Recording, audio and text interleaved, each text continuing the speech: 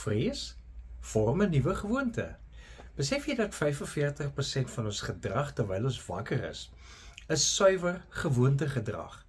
Dis wat Wendy Wood, 'n navorser by Duke University, uitgewerk het. Dit beteken dat 45% van ons daaglikse gedrag nie gegrond is op ons besluitneming nie, maar dat ons 'n gewoonte daarmee volg.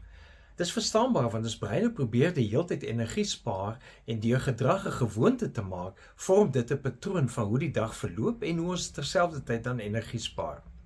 As ons dit 'n verband bring met ons vrees of ons bekommernis, is die implikasie dat deur te vrees of bekommerd te wees, 'n tipe gewoontegedrag kan wees waarna toe ons terugkeer wanneer ons onseker is oor verandering. So paradoksaal gesproke vorm vrees 'n gevoel van veiligheid, want dis die gevoel waaraan ons gewoond is.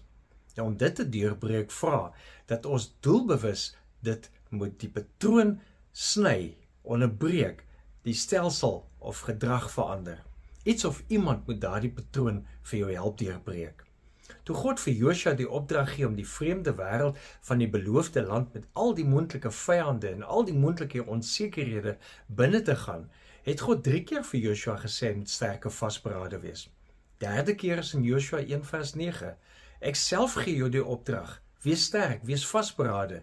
Moenie skrik nie, moenie bang wees nie, want ek, die Here jou God, is by jou oral waar jy gaan. Nou God breek hier die gewoonte van die Israeliete se gedrag, want onthou hulle altyd terugverlang het na die sogenaamde vleispotte van Egipte. Hulle het eerder kans gesien om in die swaar waaroor hulle gekla het, daarna toe terug te keer, as om die onbekende toekoms binne te gaan.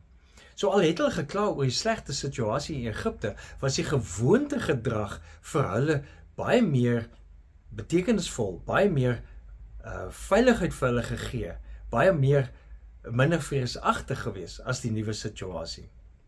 Die vraag is nou wat ek vir myself gevra het en vir jou wil vra is, waarvoor sê die Here vandag vir jou, ek self gee jou die opdrag, wees sterk, wees vasberade, moenie skrik nie, moenie bang wees nie, want ek die Here jou God is by jou oral waarna toe jy gaan.